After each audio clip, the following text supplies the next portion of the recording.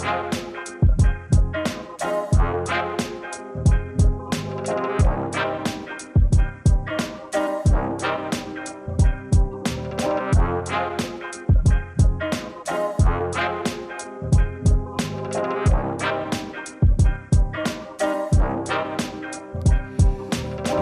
and gentlemen, welcome to Could Be Worse. My name is Tyler. This is Dom. Welcome, everyone. Hello. We're going to kick things off today with a little retraction. We were shooting from the hip last week on that Astroworld story, and I got a bit excited. I got a little bit excited. we were excited. We wanted to have a good time. We wanted to make some jokes, and in that haze, we sort of got all the facts wrong. But we're not a news source, and for the record, we were going off a Houston Police Department press release. So Hey. It's not our job to fucking make sure they aren't talking shit and lying. I don't know. I'm sorry tweets that I read while I'm taking a shit right before this show weren't 100% accurate, okay? I'm trying to entertain you fuckers, okay? I mean, what do you want from us? We're not a news network. We're two morons who happen to scrape together enough money to purchase microphones. That's pretty much what you're dealing with here. So this is not NBC Nightly News. No. And even if it was, I mean, how many times has the news been blatantly wrong in the last couple of years? That was a minor hiccup compared to, some of the shit they've been pulling. Yeah. So, sorry, and also go fuck yourself because it's not that deep. So calm down. It truly is not, so. Yeah. But anyway, the other story we talked about, the serial rapist. Yes. That we were on the money on that one. I double checked. I called my mom, my number one news source, Good. for shit that happens in our dumb little town, and she confirmed that all the details were on the money. So we were 50%, halfway. Well, I'm glad we were right about the serial rapist. At least we nailed that story down. And there's actually, I guess not like a development, but sort of a follow-up, a related story to that. Yeah. As if the serial rapist wasn't enough, there was also a double murder in our hometown. Beautiful. This past week. So This is gonna turn into a true crime fucking podcast. it'll probably help our numbers. That seems to be what's popular nowadays. We do 2 episodes in a row talking about this shit. All of a sudden, our numbers, it's like just thousands of women start listening to it. Right, yeah. I mean, hey, I wouldn't mind. I don't think you'd mind. We could use a little diversification of our audience, I think. A little boost, yeah. Yeah. But yeah, there was a double murder in our little shitty town. A woman murdered her children. Fun, happy story. Yes. That's really all there is to it. The police are probably going to bungle this investigation. They don't have a great track record. Yeah, well, this is... They pulled her over, right? They pulled this lady over with just both her kids dead in the back seat. Yeah, yeah. Right? Something like that. Yeah. So she was definitely on her way to just dump the bodies for sure and got pulled over. Yeah, and like a blinker or something. She said, I was reading her statement yesterday, and she said that she went to the store. The reason she had them in the back seat is because she was going to the hardware store to buy duct tape and zip ties, which I feel like if you go into a hardware store and you're, excuse me, where do you keep your duct tape and zip ties? I think that maybe that should be a red flag. It's like if you go into a pharmacy and you purchase a bunch of Sudafed, they put you on a list. I think the duct tape and zip tie, if you're going in to buy bleach and garbage bags, somebody should maybe ask some questions. Yeah, where are your extra small hefty bags, right, please? Yeah. Yeah, that's great. Which one of these paper towels are the best for absorbing, I don't know, let's say pools of blood? Just, I think Downy. What you need is Downy double ply. Right, yeah. So, yeah, she killed her kids, apparently, confessed to everything. There might be more of the story. Let's put a disclaimer here so we don't dig ourselves into the same fucking hole again. Let's chill on all the, the important parts and just we'll stick broad to it. I'll stop playing Walker Cronkite and we'll go back to joking about Nancy Pelosi's gash or whatever. I don't know. Yeah. She does have a nasty gash, don't she? Yeah. I mean, that's a story that our audience wants to hear anyway. And by audience, I mean my father. Wait, there was something else. Oh yeah, about the double murder though. It's not the first time. I don't know if you're aware of this, but there was another double murder in Montgomery, like way back when we were in high school. Yeah. I remember vaguely. Yeah. And I was reading into that yesterday, and so it was this guy. He was like a high level like political operator in like the state's Republican Party, and they came home. His kids came home, and they found the house was burned to the ground. Both him and his wife were murdered. Okay. And the police in our hometown did an investigation. Yep. And they determined that classic murder suicide. What he did was he stabbed himself in the neck 5 times, broke his ribs, and then piled furniture on top of himself, and then set the house on fire, and didn't leave a note. Classic. And that dude. was. Yeah, and then the one of his sons showed up, and they arrested the son for cocaine possession and closed the case. And so that's who's investigating these cases, which is why there seems to be so many unresolved endings to them, I think. I think we should increase their funding, honestly. Yeah. I say we double the funding and cut the training in half. No, but I like you don't understand. You don't understand, Dom. In order to improve the efficacy of the police department, it's important that we give them less money. Because as everyone knows, if you want to improve something, you need to reduce its funding. When you take resources away from something, that's what makes it better. That's basic sociology. I mean, Gotcha. I didn't even think of that. right? Come on.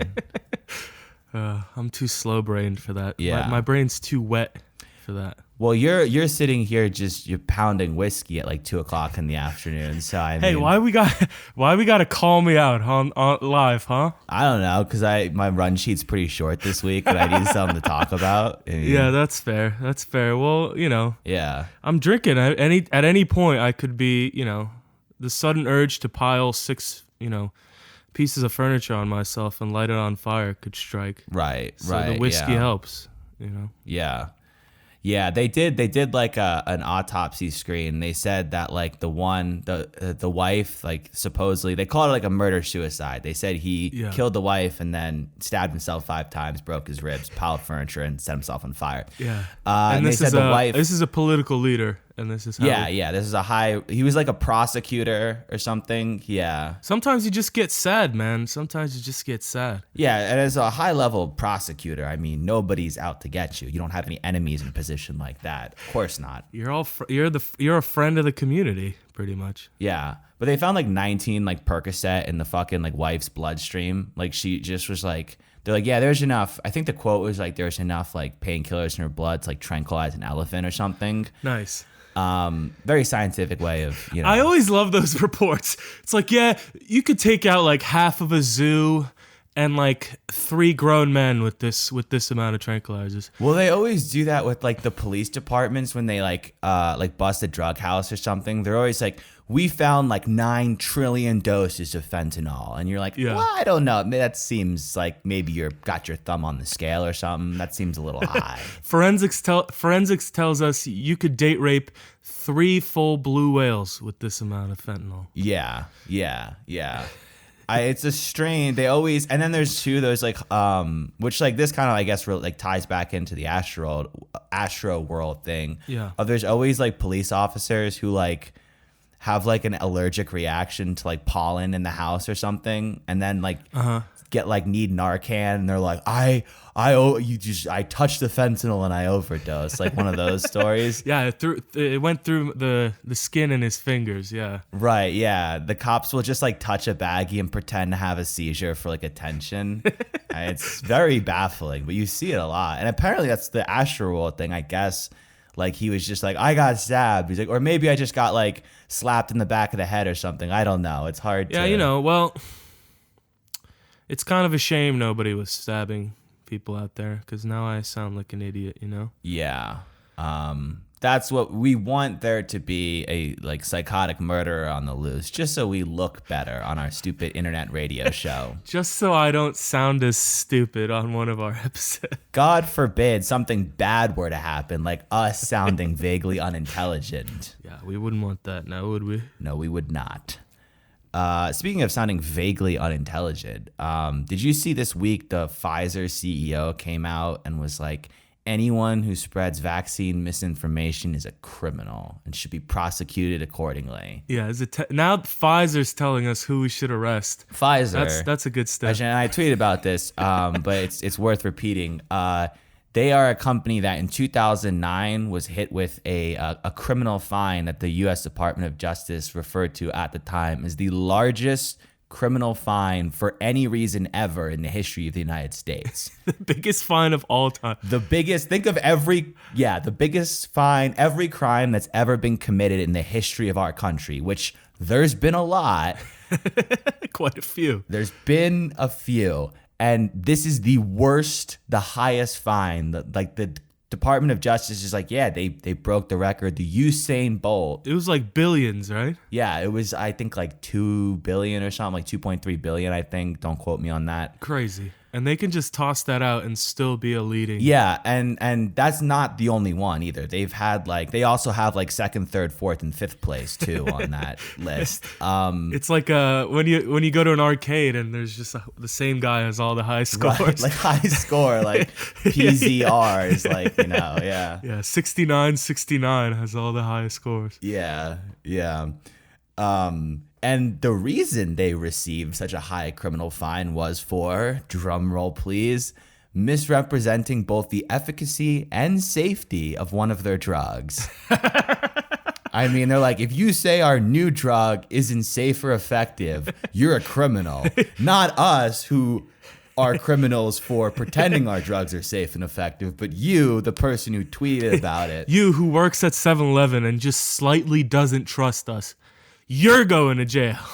It's kind of like, and they're not wrong. Like if you're spreading blatant like vaccine misinformation, you're like persuading people not to get the shots and prolonging COVID, you are a piece of shit. Like that's not wrong. Like they're not wrong to say that like, hey, like if you're blatantly misleading people, you're kind of a piece of shit. Right. But also like they're not the best people to make that point. Like for example, if you walked into like a sexual violence seminar and right. Bill Cosby was the keynote speaker, I think you'd be like, I don't know if this is the greatest booking choice necessarily. Is this the example we're trying to run off of? Right. And even if he's up there like rape is bad, you're like, I do agree rape is bad. Right, but right. You don't have a ton of ethos on this one, perhaps. Are you convincing me or yourself that this is bad?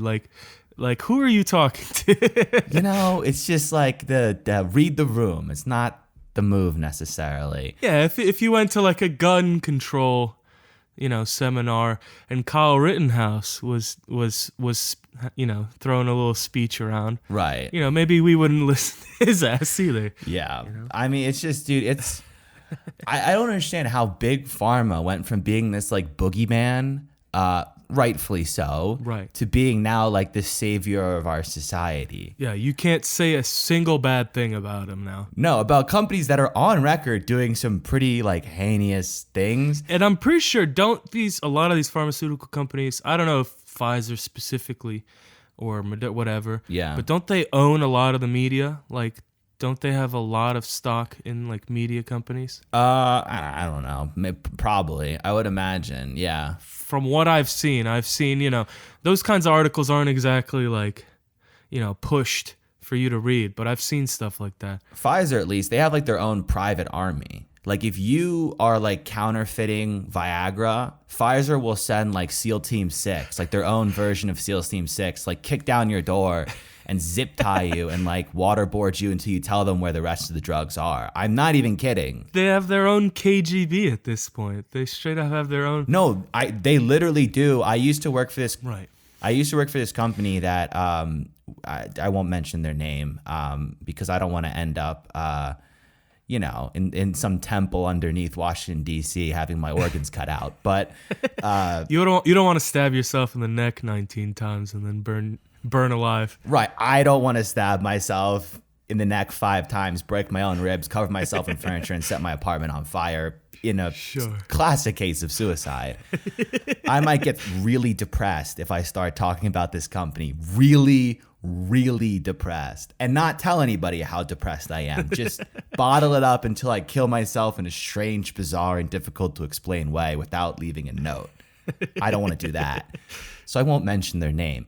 But we worked with them, and as part of one of our like conferences we did, we had a person from Pfizer come, and he was talking about like emerging like I don't know, like IT security or whatever, like corporate security or something. And they were telling us that like, yeah, counterfeit drugs are a huge problem. Pfizer, of course, behind Xanax, fun drug for people to counterfeit and sell on the black market. Sure.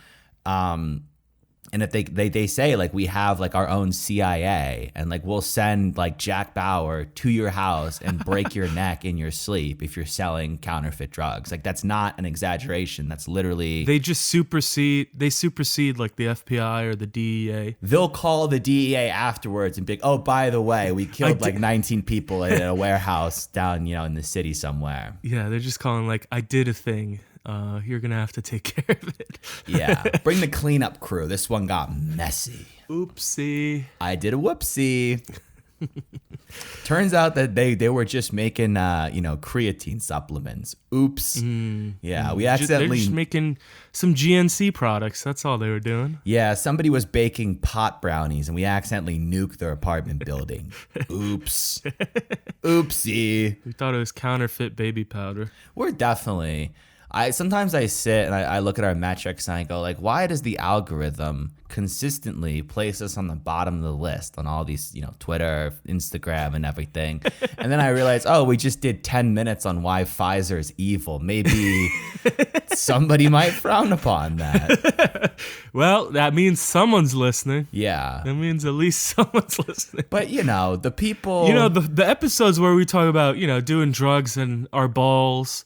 And those episodes do much better, it seems. My dad called me and he's like, "Can you start talking about Joe Biden again? I'm sick of hearing about Dom doing mushrooms." And I was like, "Okay, well, I'll put that on the run sheet." Everything is falling apart. Can I just have a little bit of fun? Well, speaking of Polish things falling apart, what's the deal with Poland was trending on Twitter the other day. I was like, what the fuck is going on?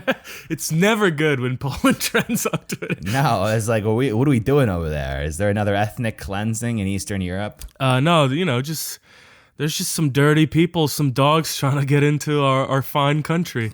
That's all that's going on. So I'm gonna... People keep just dropping off. I'm gonna try to inject some facts into the situation. I'm not. You inject the Eastern European racism. We'll see where it ends, okay? Sure. That's the plan for this riff. All right, 3, 2, 1, break. So I think Belarus, who, correct me if I'm wrong. Dogs. Okay, you beat me to the punch. Great. They have a pretty, I guess, authoritarian government. And there's a lot of migrants from Iraq and Syria and wherever migrants come from. I'm pretty sure it's like a country of homeless people. Okay. Let's get the facts out of the way before we jump to the racism. Hold your fire. Sure.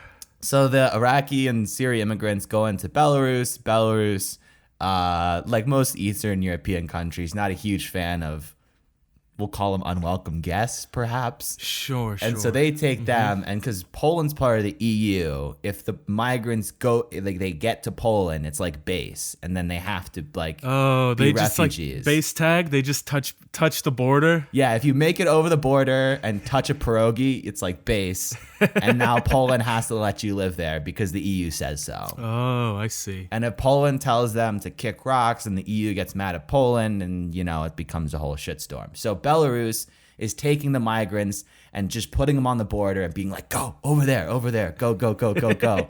And Poland's like, no, you stay the fuck over there with the rest of the fucking... Yeah, you absolutely stay in Belarus, please. Thank you. Yeah. And so now there's just a swarm of migrants on the border in between the two countries. Poland's trying to stop them from getting to base because, Right. you know, they don't love non-Polish people. Sure. Belarus is trying to get them out and into Poland because they also don't love non-Belarusian people. And so, You know, well, my people, they so many times they have not had their own country. They finally got it. You know, they got a good 40-year hold on it. right. And they just, you know, they're not fans of visitors. You know, they're So this concludes the facts portion of the segment. Now we move on to the racism segment. Well, I didn't know that. I thought it was like Belarusians trying to get over. And this is people from Syria. Yeah, they're playing hot potato with like Iraqi and Syrian immigrants, who are the victims of the situation. And then, you know, Poland's kind of being like, hey, fuck you. Like, you know, this isn't our problem, which is Right. fair. And, Which is true. yeah. But the EU is not big on borders. They don't like the whole idea. If you've ever been to Europe, they just let you drive back and forth. Which is pretty cool. But, you know, that's why some people are in the club and some people, you know, they don't make the cut. Yeah, yeah. Well, you've ever been to a bar where there's no bouncer? It's usually not a great bar. The fun bar is there's a line, there's a bouncer. It's, you know, exclusive. What an ego boost for Poland. Just people trying to get in. That hasn't been the case in quite some time. Well. Look who's the cool country now. No, but that you know, that tells you everything you need to know about Belarus and like Ukraine is that the Syrians don't want to stay. Yeah, the refugees come in. They're like, is there like maybe I don't know. I mean, Do you guys want to come with us? Yeah. There's just Syrians going through going through Belarus. We're going to Poland. You guys want to come? Because this place blows. So we came from a war-torn hellhole, but this is like worse a little bit. Because it's a hellhole without the war. That's why it's even worse. Because it's just They're like, at least the reason our country sucks is because like there's drone strikes every 15 minutes. You guys, Yeah. What's your excuse? Why is it so fucking depressing here? you guys aren't dodging shrapnel every day. Yeah, It just yeah. sucks here. We used to have a beautiful, vibrant culture until imperialism fucked up our country. Right. You guys have always been doing your own thing, and this is the best you got. I mean, No, come on. Eastern Europe got fucked by Russia. That is a fact. We just kind of pulled out of it better than they did. You know. Yeah. You know, speaking of all this, like, you know, borderline things you can get canceled for. Uh-oh. Someone hit the trifecta at work, and it was not me. Nice. My coworker hit the absolute trifecta. A fucking patient called the front desk last week, and they called in and they said, my coworker, let's call him Alex. Okay. They said Alex was, while he was working with me, he distributed signs of anti-feminism. Anti-feminism? That's a new one on me. Yeah, racism.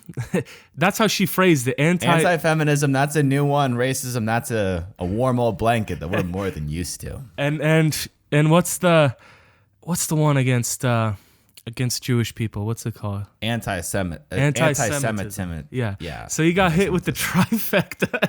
Apparently, he said something that was both racist, against women, and against Jews. How is that all in one? And he got called out. And our boss is Jewish, too. Was it like a female Ethiopian Jew that he spoke poorly about? I mean, how do you hit all three in one? 90% of our patients in our clinic are black Israelites. And he you know, he went a little too far. Right. He started, you know, questioning Zionism, and He had some questions about Palestine that they didn't respond too favorably to. he said something along the lines of black Jewish women should stay in the kitchen. And then he was like, okay, and now we're going to do some ab workouts here. What did he actually say? What he actually said, I think he was... I don't know. I don't exactly remember. I think he was complaining. They were talking about teachers, and he's complaining how he had a Jewish teacher. Right. That all she would talk about was being a woman and being Jewish. Right. And like she was a history teacher, so she would like Yeah. focus on that all the time, and he was just like complaining about that. Right. And then I don't know what the racist thing he said. Maybe after that whole spiel, after 10 minutes of shitting on women and Jews, he just topped it off and said the N-word at the end. Right, just threw an M-bomb in for good measure, yeah. Oh, and by the way... And in case that didn't get me fired, here's another one for you. Yeah. No, I mean, half the crew does not even want this job anymore. We are all trying to get canned. Yeah. And or don't give a shit anymore. Well, if you get fired, you get unemployment. You quit, they don't. So I can't. Maybe he was just. I can't wait to call. I can't wait to call the state of New Jersey and just be like, "Yeah, I got canned for being racist in my job. Can you please give me money for 6 months? Thank you." Yeah. Yeah, I said too many times, and now I need $600 a week. Well, there's our beep for the episode. It took us a while, yeah.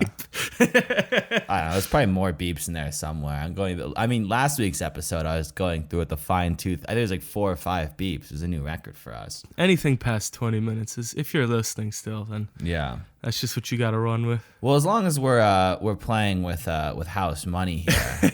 You know when you watch NFL Red Zone and it gets to like the witching hour when all the teams are in the red zone? Yeah. This is the witching hour for our podcast. The last 3 minutes where we just say whatever. Yeah. Have you been following the Rittenhouse trial at all? I've only seen videos of him just bawling on the stand. Yeah, that's really all I wanted to make fun of was how big of a fucking bitch he looks like. Dude, let's put the politics of this trial aside. To be entirely honest, I don't fucking give a shit. No. I know I should, but I don't fucking care about the outcome of this trial. He killed people at this point, like... Self-defense, not self-defense. I don't care. It doesn't affect my life in any way, shape, or form.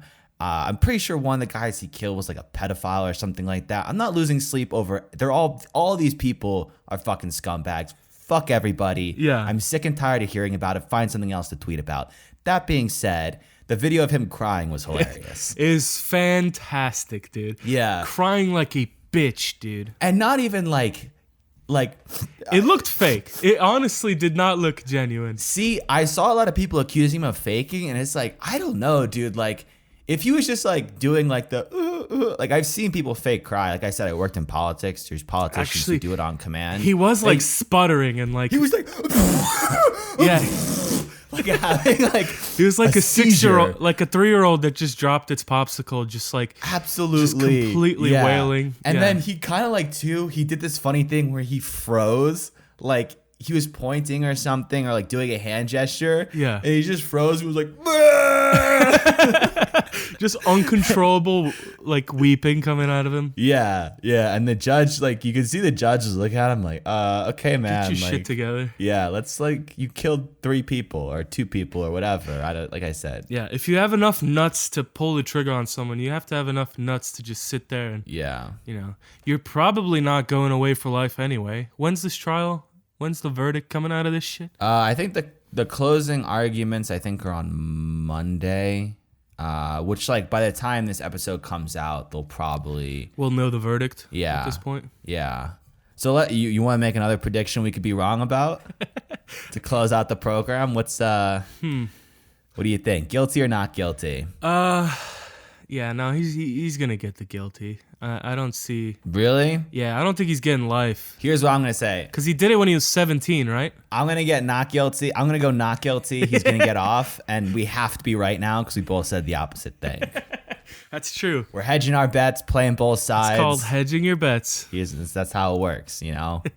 We're professionals. No. I think he's got to get some time. I just don't think he's getting life just because he's a Blanco and he was 17. Yeah, I'm saying he walks. You're saying he fries. You're saying he walks and then what? What's his life after that? Because he can't have a real job. So what do you do after that? I don't know. If he walks, you get a fucking show on the Daily Wire or whatever. I mean, you're Ben Shapiro's intern. I don't fucking know. Anyway, that's all the time we have for this week. So let's wrap her up.